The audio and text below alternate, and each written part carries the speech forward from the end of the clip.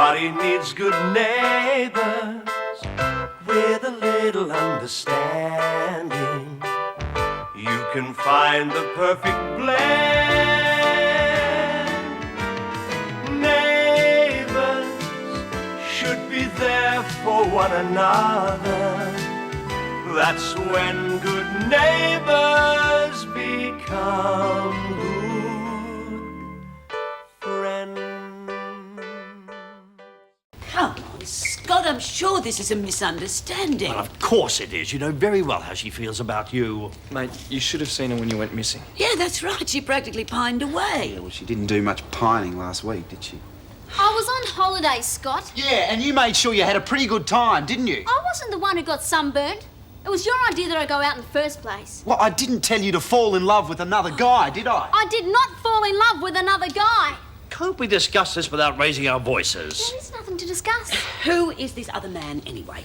Come on, then, we might as well sort it out now. His name's Steve. And he's from round here. That's why we hit it off, the three of us. And then Scott got sunburnt. Well, that was a pretty silly thing to do. Haven't you ever heard a block out? Well, I had some with me. I just forgot to put it on. Fell asleep in the sun. What happened then, Charlene? Nothing. I was perfectly happy to stay inside and keep Scott company. Oh, that is an exaggeration. All right, I wasn't perfectly happy, but I would have done it if you had have let me. You reckon there was no point in ruining both our holidays, so Steve and I spent some time You together. spent every minute together, Charlene, burning around in that June buggy, going out to parties. To which you were also invited. Yeah, all right, well, how do you think I felt? Stuck at home, hardly able to move while you were out with another guy. It was just friendly. How friendly? Now, come on, that tone of voice won't get us anywhere. No, Harold, it's not a matter of tone. Scott is just jealous because I didn't have as awful a time as he did. That is not what I am jealous about. Well, either way, you're jealous. And as far as I'm concerned, you can stay jealous. Good night. I think it might be a good idea if we all sleep on it, eh? I am sure this has been blown out of all proportion. Henry, would you mind if I bunk in with you tonight? Sure, mate. As long as you don't stay up all night reading the Phantom comics. I might go to bed. I'll see you in the morning. Yeah, good night, Scott. It'll all be blown over by then, you mark my words. I don't know about you guys. I reckon it's far from over.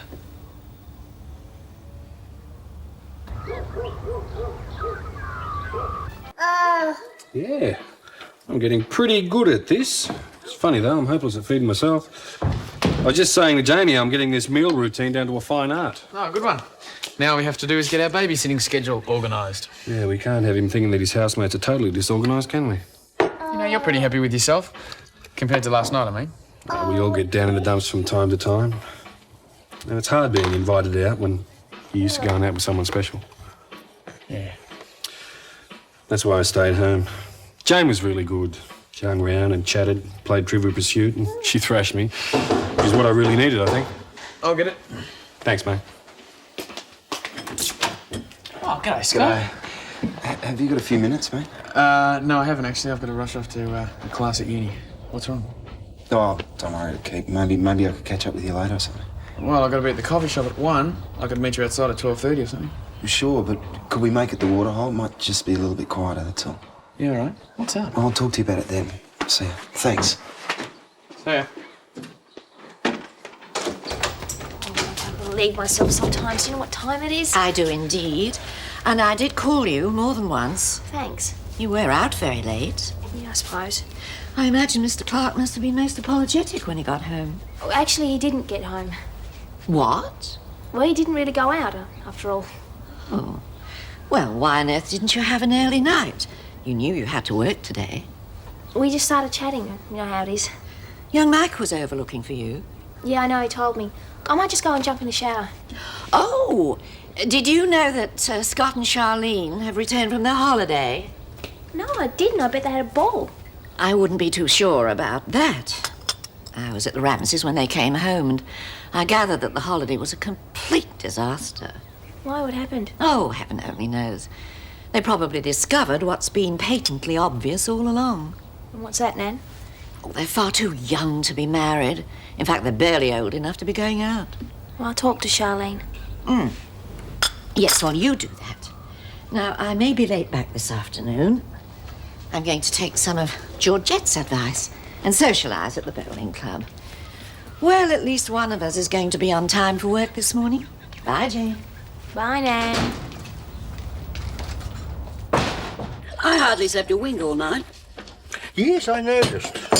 You know, I really thought that things had settled down around here once you and I were married, but now we've got Scott and Charlene at each other's throats. Well, if the young people had established the appropriate authority within their own relationship, none of this would have happened, you know. I don't quite follow you, Harold. Well, thank you. Scott had put his foot down, forbidden Charlene to do it. He'd have more to worry about than sunburn. Even I never got anywhere trying to forbid Charlene to do anything. Besides, this is the 1980s, not the 1890s. She's entitled to make her own decisions. Yeah, but it's a man's traditional family role to take charge of certain aspects of a marriage. I mean, discipline, Oh, do finances. give over, Harold. You sound like a very old movie.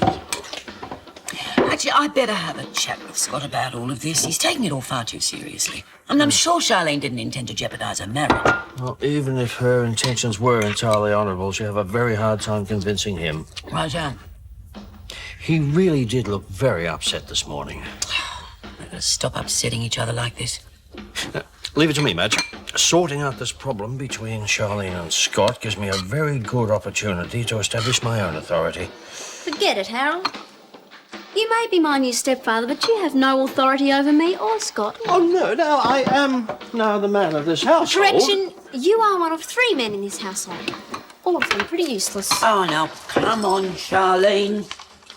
You shouldn't talk to Harold like that. And he has no right to interfere in other people's business. Well, you're a fine one to talk about interfering. What about your plans for our wedding reception? I'm family. So is Harold now, and he's only trying to help. Well, don't bother, thanks. This is between me and Scott, and it's going to stay that way. We don't need anyone telling us how to run our lives, so just butt out.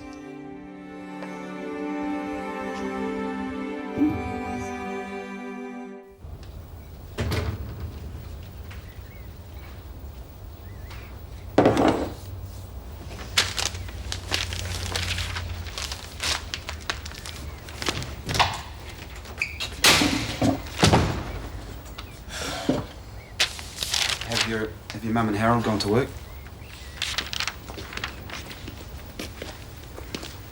Charlene, I'm sorry I didn't come in last night. I was having a bit of a sulk. It's not illegal or anything. I hate fighting with you, you know. I hate fighting with you too. I know you didn't mean to do anything wrong. Well, that's good. Because as far as I'm concerned, I didn't. You were out till 4 o'clock in the morning. Yeah, that's not illegal either. Yeah, but you didn't even ring to let me know. You know, I was worried. You knew exactly where I was and who I was with. That is what I was worried about. Maybe if you trusted me, you would sleep a little bit easier. Look, I wasn't just jealous. I was worried, okay? I thought something might have happened. Yeah, something did happen. I had fun. Okay, how would you have felt if you'd have been stuck at home? Scott, I didn't get sunburnt. Anyway, it was your idea that I go out in the first place. Not till 4 o'clock in the morning. I didn't do anything wrong. You can ask Steve if you like. Sure, ask the other guy. What do you mean, the other guy? We are married, Charlene, and you were going out with another guy. Guys are just people. You still don't get it, do you? No, I don't. Well, maybe it's better that we do sleep apart for a while, Well, then, suits huh? me just fine.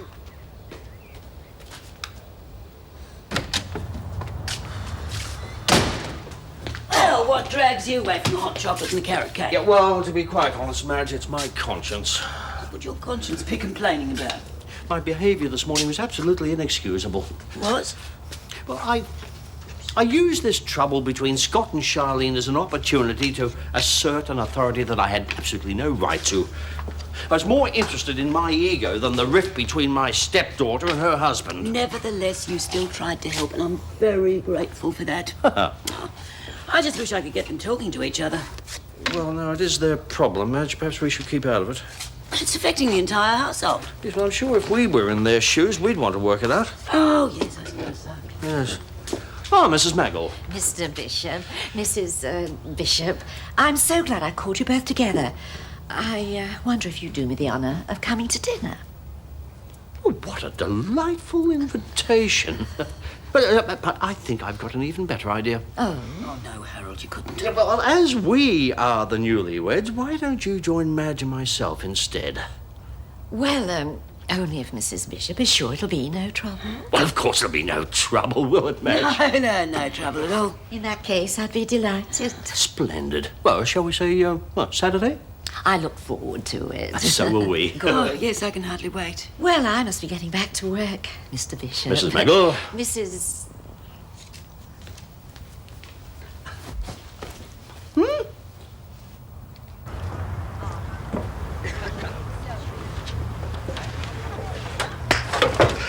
G'day, mate. Yes. Asterix. Oh, I'll feel better after I have something to eat. Hey, go for it. Oh, g'day, Jane. Hi, Des.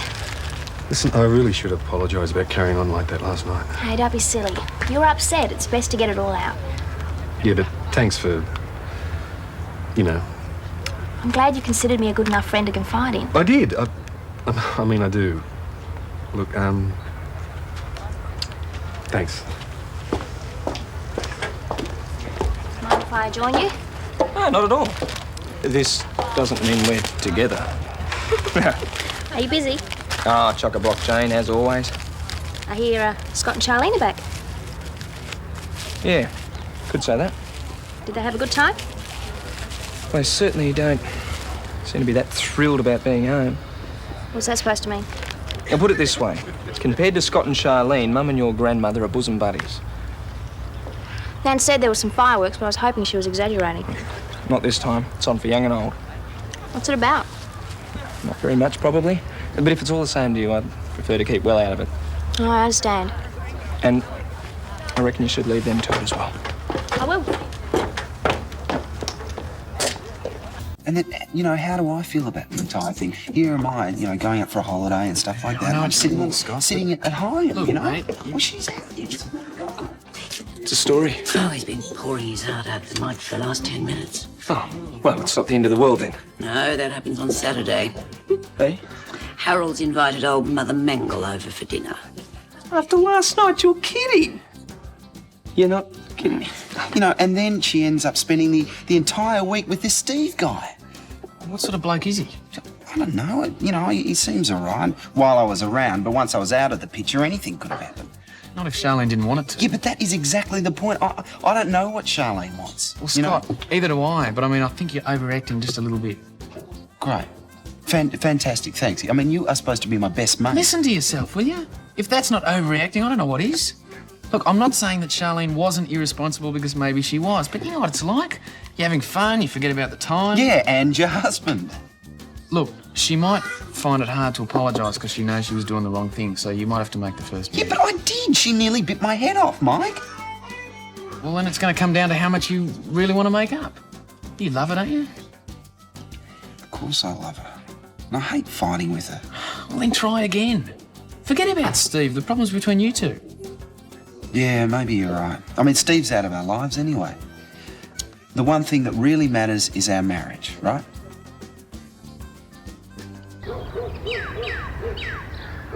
Thanks, Grandma. Yeah, I had a great time. So did Scott. Oh, well, he was just a bit grumpy because he got sunburnt. Yeah, okay. Say hi to Granddad for me. Bye.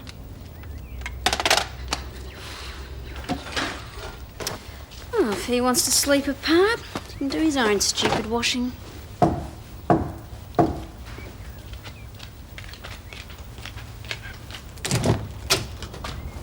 Steve, what are you doing here? Oh, just passing. Saw your light on. Oh, come in.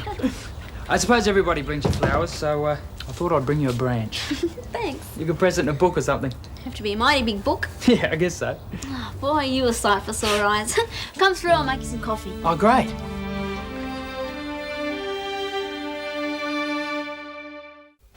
Just wasn't any fun once you and Scott came home, so I headed back myself.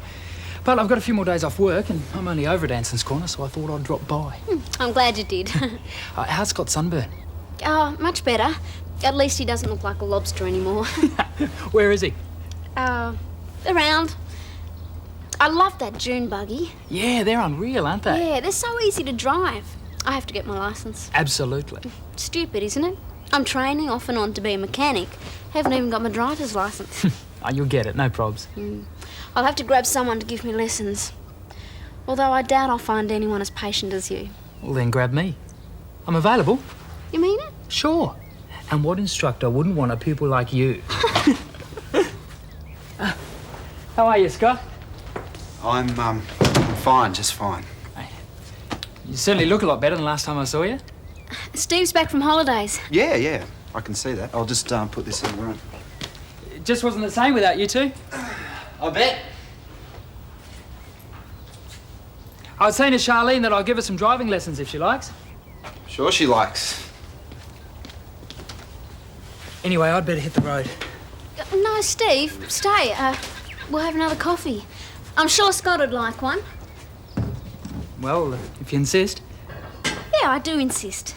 Well, sit down. I'll go and make it.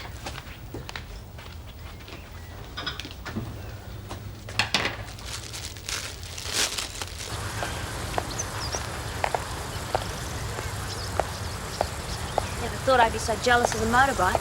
Oh, you've got nothing to worry about. Look, how'd you like to go out to dinner and a movie tonight?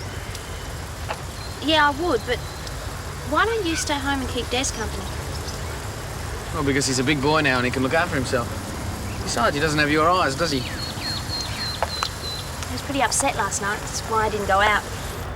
It was the 2nd anniversary of when he proposed to Daphne. Oh. Well, I'm surprised he didn't say anything to me. I thought we were supposed to be good mates. Oh, well, you are. Guess I was just there at the right time, that's all. Yeah, I guess so. He seems a lot better today, but... Well, Mike, why don't you make a point of spending some more time with him? Look, why don't we both make a point and go and get a pizza or Chinese and get a video and watch it at home? Yeah, that'd be a great idea. All right, well, I'll go and tee Des up. Okay, I'll go home and get changed and tell Nan. What time should I come back? As soon as you like. Okay. All right. Bye.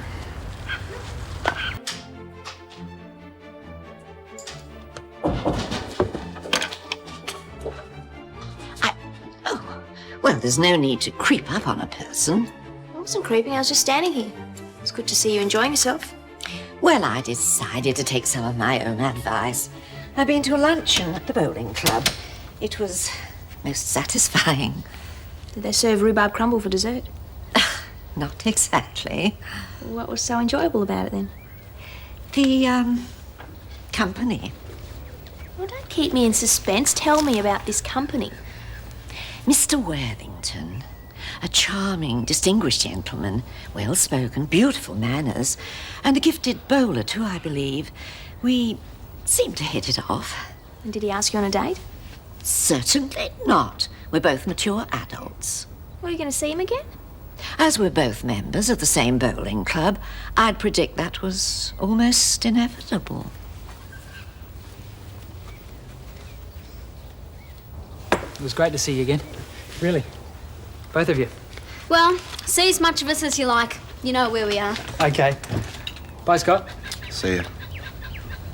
Bye, Charlene. Bye. I'll call you about the driving lessons. Okay. Wow.